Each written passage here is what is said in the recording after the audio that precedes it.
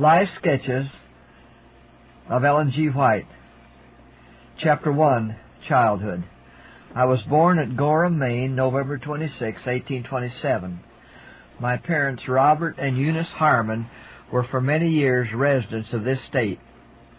In early life, they became earnest and devoted members of the Methodist Episcopal Church.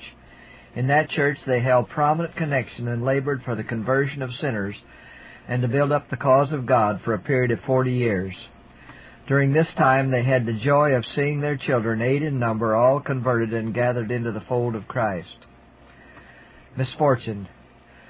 While I was but a child, my parents moved from Gorham to Portland, Maine. Here, at the age of 9 years, an accident happened to me which was to affect my whole life. In company with my twin sister and one of our schoolmates, I was crossing a common in the city of Portland when a girl about 13 years of age, becoming angry at some trifle, threw a stone that hit me on the nose. I was stunned by the blow and fell senseless to the ground. When consciousness returned, I found myself in a merchant's store. A kind stranger offered to take me home in his carriage, but I, not realizing my weakness, told him that I preferred to walk. Those present were not aware that my injury was so serious and allowed me to go. But after walking only a few rods, I grew dizzy, faint and dizzy. My twin sister and my schoolmate carried me home. I have no recollection of anything further for some time after the accident. My mother said that I noticed nothing but lay in a stupor for 3 weeks. No one but herself thought it possible for me to recover, but for some reason she felt that I would live. When I again aroused to consciousness, it seemed to me that I had been asleep. I did not remember the accident and was ignorant of the cause of my illness. A great cradle had been made for me, and in it I lay for many weeks. I was reduced almost to a skeleton.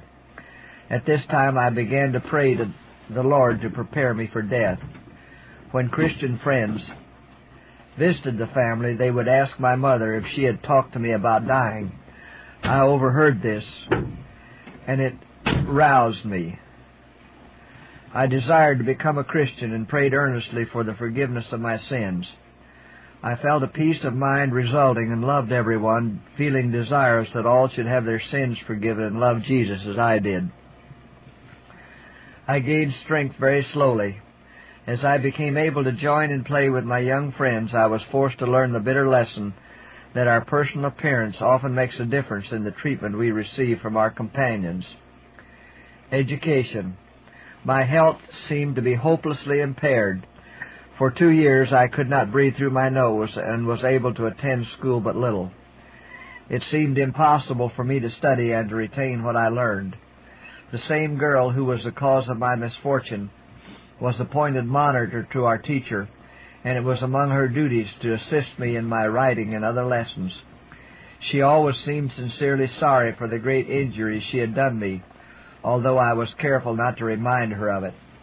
She was tender and patient with me and seemed sad and thoughtful as she saw me laboring under serious disadvantages to get an education. My nervous system was prostrated, and my hand trembled so that I made but little progress in writing and could get no farther than the simple copies in coarse hand. As I endeavored to bend my mind to my studies, the letters in the page would run together. Great drops of perspiration would stand upon my brow, and a faintness and dizziness would seize me. I had a bad cough, and my whole system seemed debilitated. My teachers advised me to leave school and not pursue my studies further till my health should improve. It was the hardest struggle of my young life to yield to my feebleness and decide that I must leave my studies and give up the hope of gaining an education.